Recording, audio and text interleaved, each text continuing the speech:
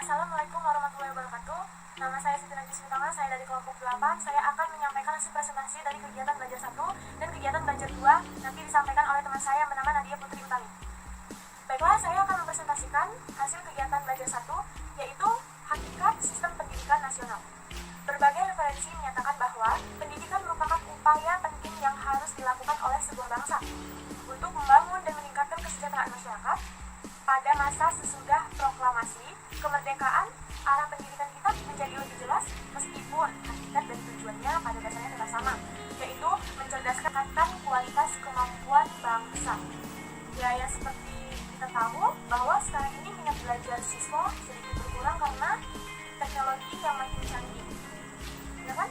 Teknologi jadi membuat mereka malas belajar dan hanya mencari tahu dari Google atau dari teknologi lainnya.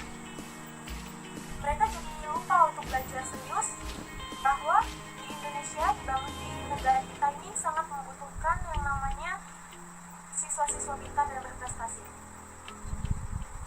Jadi, kurangnya minat belajar dapat mempengaruhi jadi apa ya kita ke depannya. Kalau kita seperti ini terus, kalau kita terus malas-malasan belajar dan tidak ingin tahu tentang pelajaran.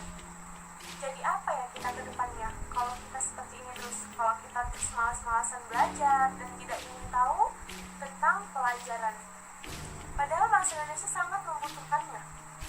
Pendidikan nasional memiliki tujuan, yaitu menciptakan kemerdekaan karena pada masa penjajahan sistem pendidikannya bersifat diskriminatif dan elitis, yaitu mungkin waktu masa penjajahan kita sulit untuk sekolah, karena kita sulit untuk mendapatkan pendidikan yang layak pada saat itu.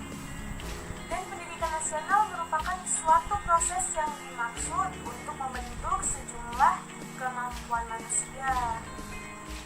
Yang dimaksud proses dalam sistem pendidikan nasional adalah mekanisme kerja dalam bentuk berbagai ketentuan, aturan maupun prosedur yang mengirimkan seluruh komponen. Baiklah, ini saja yang dapat saya sampaikan di presentasi kegiatan belajar 1. Oke, baiklah, saya Nadia Putri Utami. Saya akan melanjutkan pembahasan berikutnya, yaitu kegiatan belajar 2 tentang masalah-masalah pendidikan nasional dan solusinya. Masalah-masalah dalam sistem pendidikan antara lain: 1. Rendahnya pemerataan. Tidak meratanya layanan yang dapat diberikan oleh dunia pendidikan merupakan faktor penting.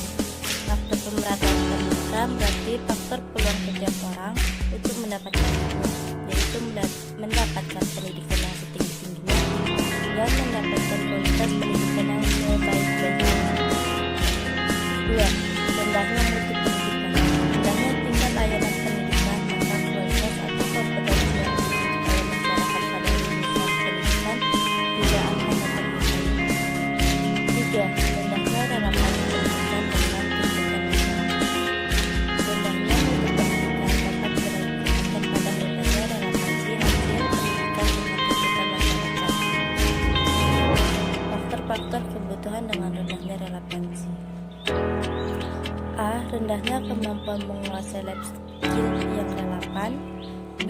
Rendahnya relevansi pendidikan dengan potensi daerah.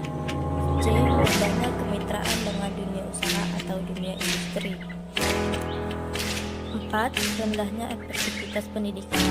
Efektivitas pendidikan di Indonesia sangatlah rendah. Dengan demikian, pendidik dituntut untuk dapat meningkatkan keefektifan pembelajaran agar pembelajaran tersebut dapat memiliki nilai fungsional yang tinggi pada peserta didik. 5. Rendahnya efisiensi pendidikan. Beberapa masalah efisiensi pengajaran di Indonesia: mahalnya biaya pendidikan, waktu yang digunakan